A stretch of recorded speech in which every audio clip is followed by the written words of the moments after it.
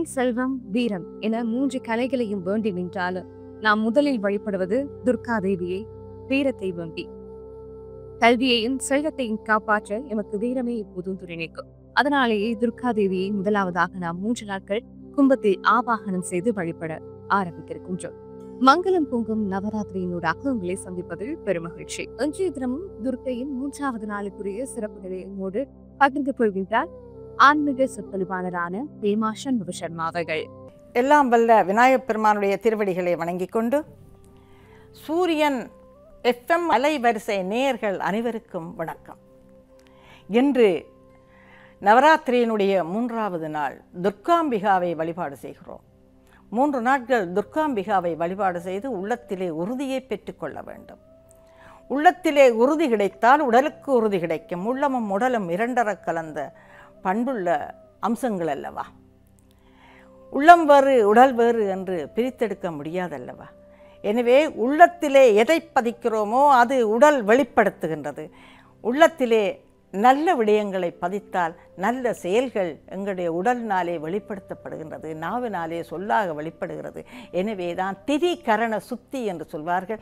திரிகரண சுத்தி என்ற அந்த அம்சம் நிறைவு பெற வேண்டுமாக இருந்தால் உள்ளம் நிறைவு பெற வேண்டும்.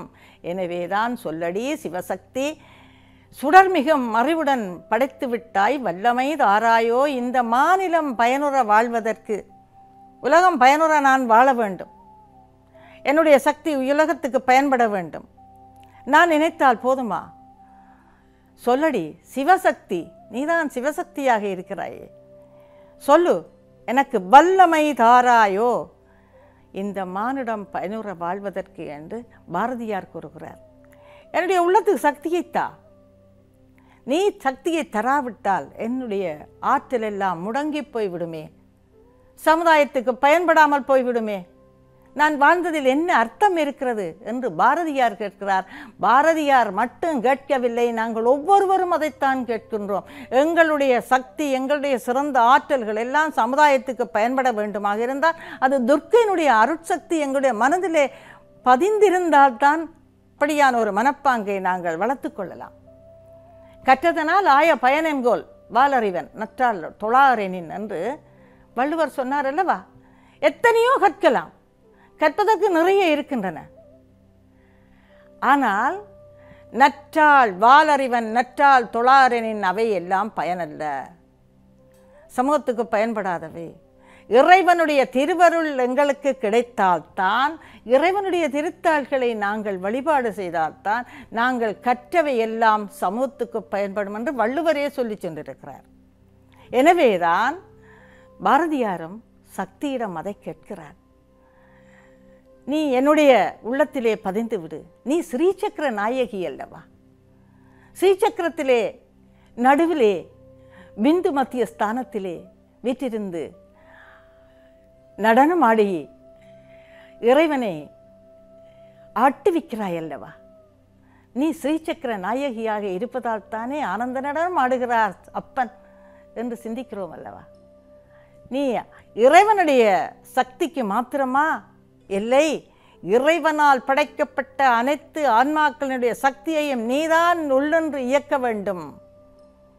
இறைவன் ஆடுகின்றான், அகிலம் ஆடுகின்றது. நான் அசைந்தால் அசையும் அகிலம் எல்லாமே, என்னிசை நின்றால் அடங்கும் உலகே.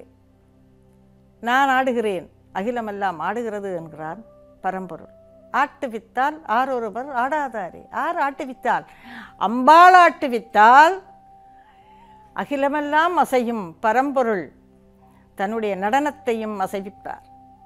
அதனாலே தான் அம்பாள் துர்காம்பிகா தேவி ருத்ரனுடைய தேவியாக இருந்து, ருத்ரன் சொன்னால் சம்ஹாரத்துக்குரிய கடவுளாக அமையும் பொழுது சம்ஹார நாயகியாக இவளும் துர்காம்பிகா என்று சொல்லி அவள் இறைவனுக்கான சக்தியாக அமைகிறாள். இறைவனுக்கு மட்டுமே சக்தியாக அமைவதில்லை, அவன் படைத்த ஆத்மாக்களுக்கும் சக்தியாக அமைய வேண்டும் என்ற காரணத்தினால்தான் அவளுடைய அருள் வேண்டும் என்ற காரணத்தினால் இந்த நவராத்திரி காலங்களிலே முதலாவதாக 3 நாட்களும் துர்காம்பிகாவை வழிபாடு செய்கிறோம். அவளுடைய திருவருளை பெற்றுக்கொண்டோமாக இருந்தால் எங்களுக்கு எல்லா விதமான செல்வங்களும் கிடைக்கலாம். இவ்வுலக வாழ்க்கை அவ்வுலக வாழ்க்கை எல்லாமே சிறப்புற அமையும். வாழ்வதில் பயனுள்ள வாழ்க்கையாக நாங்கள் அமைத்து கொள்ளலாம். எங்களுடைய வாழ்வை பயனுள்ள வாழ்க்கையாக அமைத்து கொள்ளலாம். பயனுள்ள வாழ்க்கை வாழ்ந்தால்தான் இவ்வுலக வாழ்க்கையை வாழ்வதற்கு எங்களுக்கு ஒரு மனதுக்கு திருப்தி வரும். மன திருப்தி இல்லாத வாழ்க்கையை வாழ முடியாதல்லவா? ஆகவே வாழ்கிறோம் என்று சொன்னால் இறை அருளோடு வாழ்கிறோம் என்றதுதான் உண்மை என்று கூறி விடைபெறுகிறோம். வணக்கம்.